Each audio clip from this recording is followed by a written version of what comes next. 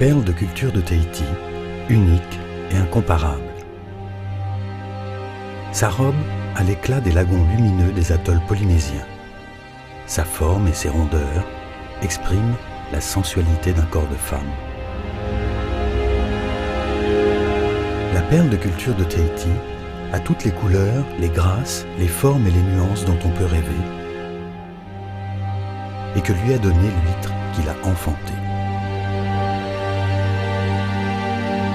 Certaines légendes polynésiennes racontent que notre huître perlière se nomme Te Ufi.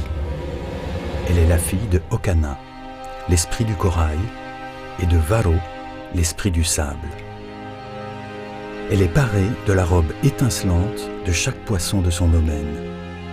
Elle était tellement belle que Uro, dieu de la paix et de la fertilité, descendit sur terre chevauchant un arc-en-ciel et lui donna la perle pour l'offrir aux hommes.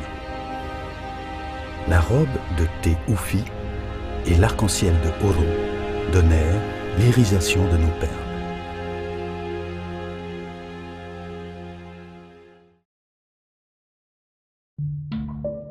À l'origine, les huîtres perlières se fixaient naturellement à un corail et elles prospéraient dans leur palais turquoise. Un grain de sable pouvait alors se glisser dans leur coquille. L'huître l'enveloppait alors de couches successives de nacre ou aragonite. De cette visite impromptue naissait, des années plus tard, une perle fine. Mais le phénomène était rare, trop rare. Dans les années 60, en Polynésie française, des hommes mirent au point la technique de la greffe alors employée au Japon.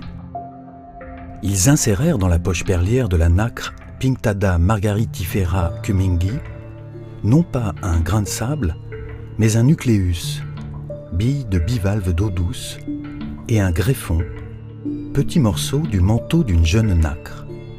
Quelques mois plus tard, l'alchimie avait accompli son œuvre et au cœur de l'huître, une perle de culture était née.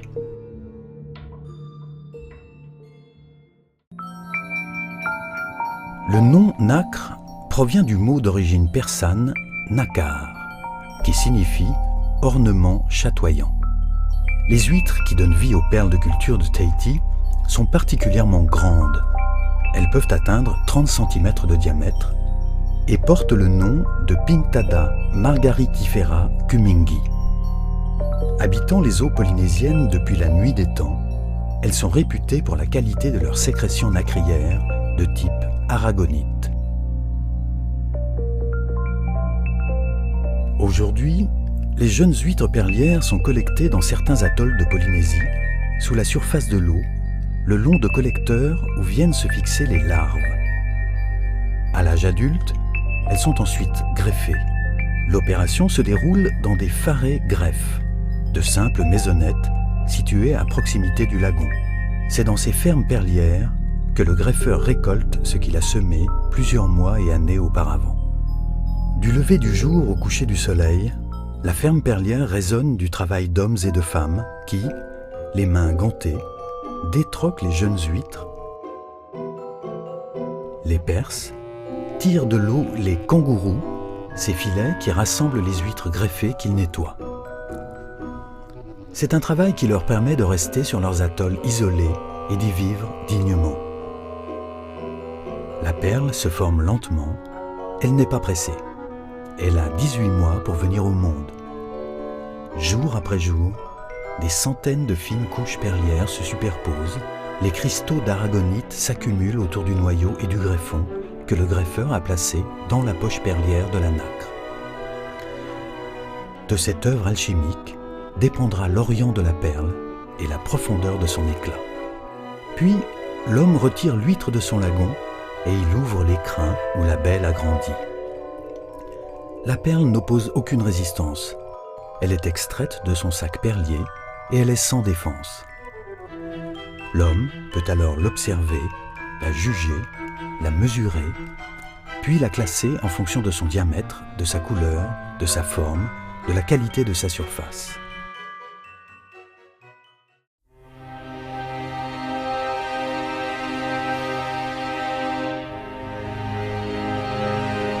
C'est dans un réceptacle blanc immaculé que les perles de culture de Tahiti dévoilent leurs multiples couleurs, leur orient, celui qui s'est formé des mois durant, leur brillance ou leur lustre se révélera.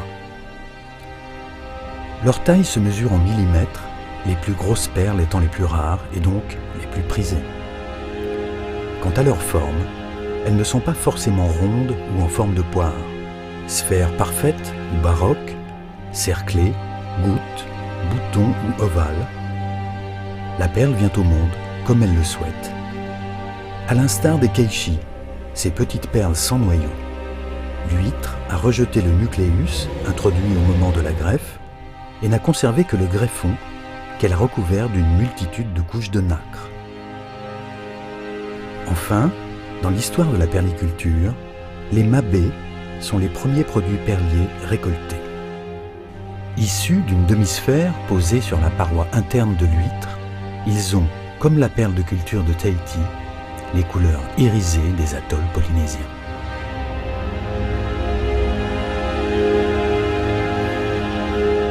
À Paris, place Vendôme, ou encore à New York, en Italie, au Japon, en Chine, et bien d'autres pays encore, on se disputera sa robe, ses charmes, son éclat, sa beauté que certains essaient même d'imiter. Il faut alors un orfèvre pour la sublimer dignement et la révéler à l'œil et à l'esprit, sans artifice. Elle est unique aussi, car la seule au monde dont la couleur est naturelle, sans aucun traitement mécanique ou chimique. Unique enfin, car contrôlée avant son exportation par le gouvernement de la Polynésie française et expertisée par la Maison de la Perle, ce qui fait d'elle la seule perle de culture au monde dont la qualité et l'épaisseur de la couche nacrière sont garanties. En 1988, la Confédération internationale de la bijouterie, joaillerie et orfèvrerie lui attribue la désignation officielle de perle de culture de Tahiti.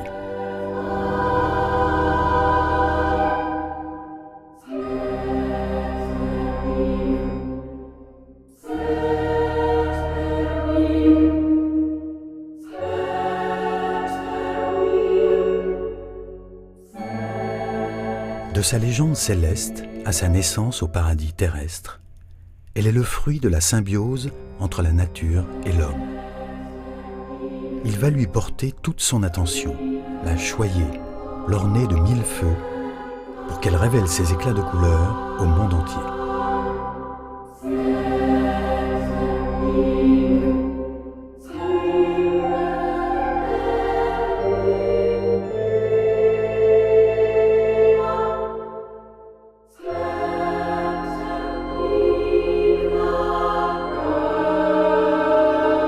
Arc-en-ciel venu des mers, princesse des océans, sa promesse est éternelle, celle d'offrir à tous les hommes et femmes des 5 continents l'éclat, la transparence et les couleurs des eaux pures et cristallines des atolls de Polynésie.